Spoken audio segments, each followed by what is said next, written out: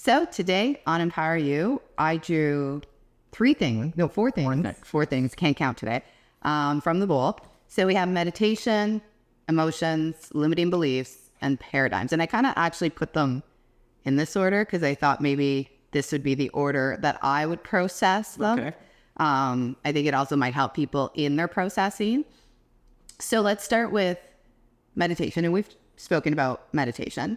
Now, I think it's important for people to understand the whole premise of meditation is to calm yourself, to bring yourself to a state of presence.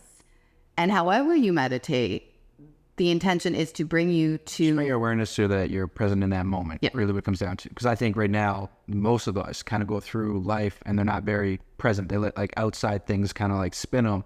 And that's why they have a tough time grasping reality in a sense. And they're all over the place, not really certain of what direction to go. Yeah. And I mean, even today, like my mantra, my intention for today was to focus on today. Because today is a present for you to unwrap. And the thing is, it's hard to focus on your present state when you're worried about tomorrow. It's like you're constantly catching your tail, right? And I caught myself doing that. So today it was like, no, just like in AA, one day at a time, focus on today. Today is the day that gets all your attention. And what tomorrow brings, you'll be ready for that. But I feel I've only been able to get there through meditation, quieting my mind, quieting my body, and really trying to empty out my mind to just be present. And I use my senses when I'm kind of scrambled all over the place. It's like, okay, what are you smelling? What are you hearing? What are you feeling? Just really get present, because everyone and anyone could do that regardless of how much money you have, what you're doing, where you are.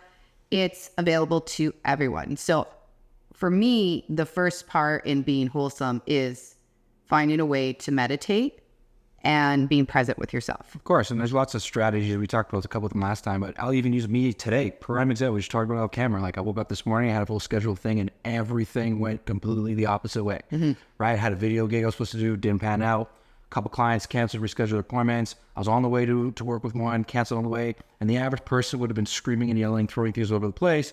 But me, with all the practice I've been doing, that didn't really happen. So all I did was sit down when all that was happening. I was laughing. And I just started feeling, I was like, oh, I'm getting a little annoyed. So I just took out a pen and sheet of paper, wrote down 3 things I'm grateful for. Very simple. Yeah. It's a meditative state for me because when I'm sitting there actively writing down, like I'm grateful for my dog Zeus, I then see him, I take a minute, and like all the problems are kind of gone in that minute, and I'm focused on that. And you do 2 or 3 of those and your energy's like, oh, I can chill. It's not that bad. Yeah. Right? And I've confided in some of my friends because a couple of buddies called me from back home, wanted me to come down this weekend to watch, UFC and fighting and stuff like that. And I was telling them about my morning. They're like, I would have thrown everything. I'm like, well, that's different from you and I.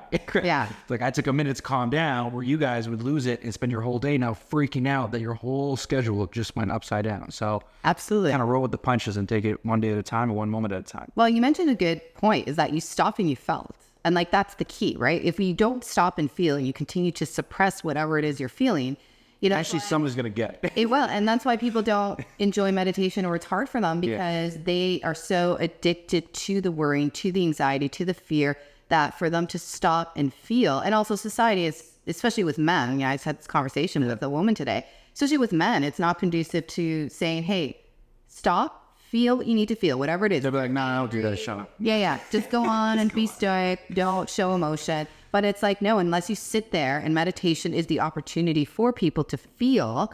And I get why that's challenging because we often don't want to feel. And if we haven't practiced the art of feeling, you're not going to want to meditate, or you're going to distract yourself in your meditation. So, that's the first step. Find a way to meditate, become present with yourself and present with your emotions. Feel what you need to feel. So then you can choose, then choose gratitude, feel what you need to feel, then reach gratitude's the best thing, because you can't feel horrible when you're in a state of true gratitude. I always go to that. And I worked with Bob Proctor, so I was like beat over a dead horse all the time, right? So anytime you're feeling a little crazy, like go take a pen, write it down, and you feel better right away. And there's nothing you can do in that moment that'll kind of swing you if you are doing that type of practice. Absolutely. And you train your body how to handle that a little bit better so that when those emotions come up, you're better equipped. And you're right, most guys don't do this type of work, right? A lot of my friends are like, this is woo-woo stuff, I'm going to do this. And meanwhile, they're screaming and yelling all day at their staff, their employees, their spouse.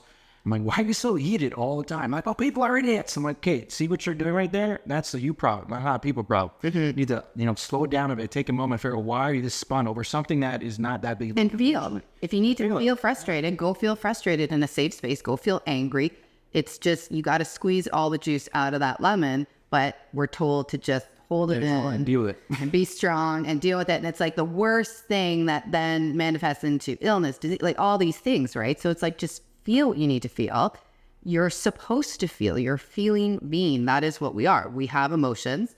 And the only way to get to those higher vibrating emotions and to truly feel gratitude, you have to experience the lower ones. You have to feel guilt. You have to feel shame. That's what gets you to gratitude truly and wholesomely. But we often think we can just kind of skip through those, but it's the only way. You have to go through the deep, dark path of darkness before you get to the enlightenment. Have to. Yeah. And so that kind of leads us into limiting beliefs. And anytime someone is feeling any of those lower frequencies, if you're frustrated and you're in survival mode and you're finding that your life isn't what you want it to be, you have a limiting belief. And sometimes they're obvious. Like sometimes in that state of meditation, you can start to pinpoint, okay, I'm feeling guilt. Why am I feeling guilt? Because I have a limiting belief about this specific thing that says I don't deserve this, or I'm going to be punished if I do this. Those are the things that people need to discover and write down. Are there limiting? What is stopping you? You know, is it that you believe you have to work hard? Is it that you believe you're not worthy of love? Those are hard things for people to identify and discover. But once you do, you can look at it. And like you said, put it on paper, look at it and say, is this aligned with who I am and who I want to be? And you get to reprogram your beliefs. That's the cool part. They can really redesign it all. And I think most people kind of don't do that at all. Like I had a conversation with my barber recently, and she was having a tough time finding a relationship, right? And pertaining to her limited beliefs, there were some beliefs that she had in her mind that she realized in her conversation, like, I don't know about to hold that true anymore. And then other things from this, she started realizing she's attracting a certain type of guy all the time that she's not in harmony with. And I said, well, part of your focus is in the wrong area. Part of your old school beliefs about relationships are skewing that.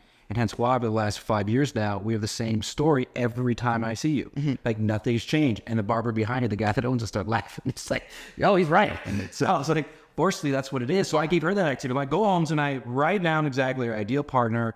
What are those beliefs you have about that relationship? Because you're basing those past limited beliefs on the things that failed, and you're bringing that junk into the new thing. And you're like, wondering why it's not working out. Well, that's kind of why. You're kind of bringing that into the existence with the way you look at it. So I gave her the activity, give her, but write it down in detail. What type of person this is, what type of values do they have, what type of beliefs would you like to change or adopt that would allow you to be that person for that specific partner that you want in your life, right? Well, and there is a science to it, right? Like if you're triggered, and triggered again is when you're finding yourself viscerally responsive to something, and it's usually a negative response, right? If you take a look at the map of consciousness, when you're triggered, looking at those negative emotions. So if you're triggered with guilt or shame or fear, there's a polar opposite to that, right? And so you need to ask yourself, okay, so what's the limiting belief that is stopping me from receiving love? Like go to the polar opposite of that emotional state that you're feeling and say, okay, what is in me? And sometimes it's really hard to identify because you don't even want to acknowledge that you have those beliefs. The hardest part is identifying what those beliefs are, right? So ask yourself, what is stopping me from receiving love? What is stopping me from receiving happiness and joy? And looking at the belief systems, and they usually come from your childhood because that's unfortunately first you're exposed to everything. Yes, exactly. So you have to sometimes, and that's why, hypnosis and therapy and things like that, they do help because they help you tap into those earlier years. And often, again, 90% of the belief systems that you hold true today as an adult come from your childhood, and they're very subconscious. So you have to do that meditation to get to a place where you're present, so you can identify the emotional state you're in and then decide what belief system is connected to that emotional state that's preventing you from bridging to those higher frequencies and getting to courage and getting to happiness, getting to love, getting to acceptance, all those things that we innately as humans are born to want and experience. Of course. And so that kind of leads to the fourth one, this is why I put them in this order, which is paradigms. Because as soon as you identify your limiting belief, and you change it, your entire world will change. And that is a paradigm. It's the world you interact with. It's kind of like that bubble you put around it, and you choose your path, and you change your path when you change your belief systems. And that's when you start to experience better, more aligned things in your life. Of course, because paradigm will run everything in your system, right? It's kind of very automatic in terms of how people function, right? If you were to ask people and walk me through their day and describe what they went through, a lot of people can't even articulate what they went through. They're not even aware of it. I remember even driving when I took a mindfulness course, we had to put no music on in the car, pay attention to ourselves as we drive. And like, I've driven the same road all the time. When I had the music on, I noticed different things. I'm like, how many times I've driven by and didn't see that? Just because we were so on autopilot. You wake up at the same time. And I think Tony Robbins used to say, you know, you wake up in the morning, you get in a box, you drive to a box, you leave that box, you come home, you sit down and watch a box. Sometimes you'll be adventurous and have a cylinder, which is like a beer or something, to kind of change life. And then you go into your box room and sleep in your box bed. Yeah. And life is very like that, day in and day out, over and over again. And then some people finally wake up one day and realize, this is not what I want anymore. And they change all of that. It's a lot of work. But it starts with the things we talked about today, is acknowledging that, figuring out what can I do differently. And some people are like, well, I don't know, how would I change? Well, the simple thing I always tell people is find a model. Someone else is already doing it. Yeah. Right? Everything you want to do on this planet, unfortunately, is not original. It all comes from an idea or somewhere, and it's stemmed. So if somebody's doing something and they're getting a result you want, Find their process. exactly. Once you find that out, rinse and repeat, right? So we're taught not to plagiarize and steal.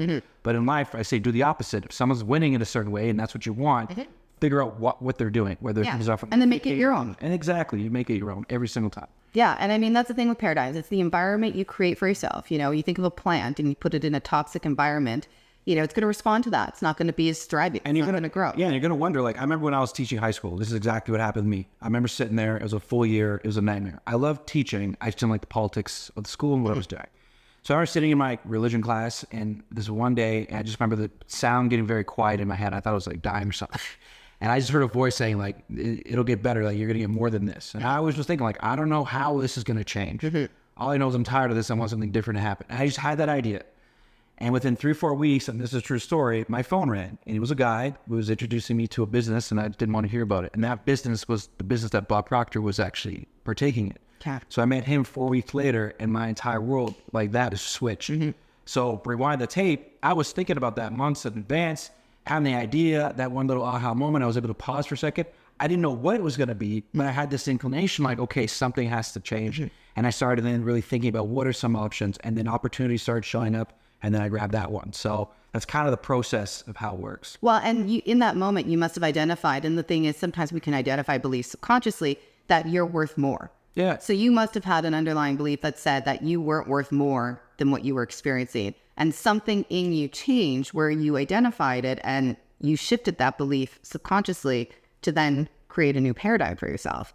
And so people can start doing that at a very conscious basis and starting with very simple things. Again, take the time to meditate, feel what you need to feel. And if you're feeling, you know, grab the map of consciousness and see where you land. You know, if you're feeling anger, then look at the polar opposite to that. You know, look at the love and what's stopping you from receiving and experiencing love. And then start to look at the belief systems and just look at what you're exposed to as a child. You know, what were the beliefs that your parents had? What were the beliefs that people around you predominantly had? And usually you'll start to draw out some belief systems that you're like, well, wait a second. This doesn't really fit with who I am anymore. And these aren't the belief systems that I want to govern me. Because your belief systems are your program. It's the coding in your body. It's physiological. You have to literally consciously take out those belief systems. And like anything, once you create a new belief system, you have to practice it. And practice it for, you know, over 30 days till it becomes your new behavior. And then you start to rewire your brain and you start to rewire yourself biologically too. And then you start to create those new paradigms. So, I mean, it's a process like everything in life. And we often see people just kind of skimming over it and kind of going about it and thinking that this isn't, I'll just sweep it all under the carpet. Well, guess what? That carpet is still going to manifest the paradigm you're in.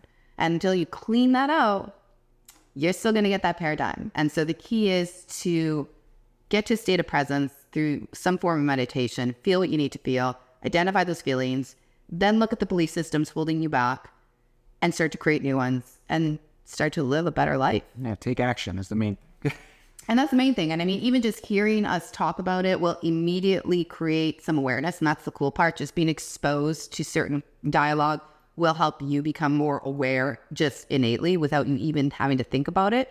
And, you know, having this knowledge, then yeah, take action and consciously do this work so that you can start to create a life that is worth living. And then you can adapt to the changes in life, because the only thing that's consistent in this world, as one of my dear good friends keeps reminding me, is change. So if you can navigate change because you have looked at your belief systems and you're able to create new ones where suitable, you're winning.